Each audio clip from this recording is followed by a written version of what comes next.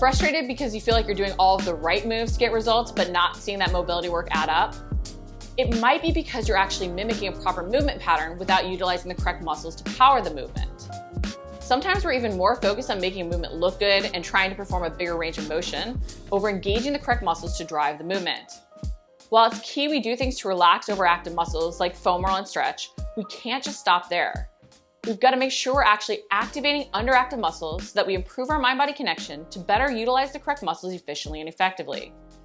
If we don't, things will just keep tightening back up because we'll perpetuate those patterns of overuse, constantly overusing muscles not meant to be the true prime mover.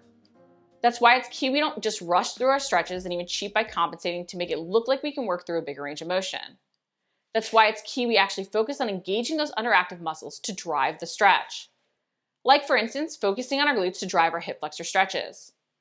One so common hip flexor stretch I see being misused is the half kneeling hip stretch. I'm actually guilty of misusing this move myself, which is why I wanted to share these tips to help you get more out of this basic stretch.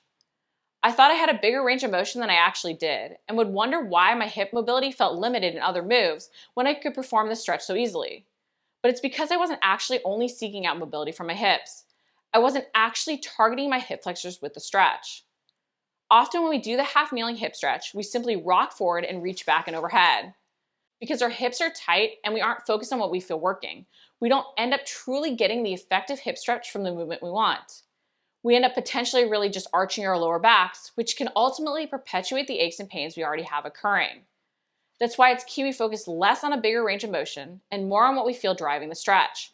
When you do that basic half kneeling hip stretch, focus on your glutes driving the hip extension. Instead of trying to reach further back overhead or rock further forward, focus instead on almost stopping the move through engaging your glute. You want to only drive your hip forward as far as you can by contracting your glute. You then want to pause there and hold for a second to assess what you feel working. And you should be able to answer with, I feel my glute working. Through a process called reciprocal inhibition, you are stretching and relaxing your hip flexors by activating the opposing muscle group, your glutes. You can then sit back and relax back out. If you can't kneel on the ground, you can also do this from a short lunge position. Just focus on driving that hip into extension by engaging your glute. The key to getting more out of your hip stretches is simply to change what you're focusing on. The movement should be coming because you're contracting your glute. You aren't just stretching. By focusing on your glutes, you're actually conscious of driving true hip extension to not only relax those tight hip flexors, but activate those glutes. A muscle we often struggle to use as efficiently and effectively as we should, especially if we've had hip mobility issues in the past. So next time you set up to include that half kneeling hip stretch, be conscious to focus on your glute driving that hip into extension. This will then translate into stronger lunging without knee pain as well. Don't just rush through or make the movement bigger than you can truly control. Being intentional with the moves we include in our prehab or mobility routines can not only help us avoid overload and injury, but they can help us lift more, run faster, and cycle further. Don't waste your warm-ups by rushing through. Focus on getting the correct muscles working as you start to mobilize those joints and warm your body up to work.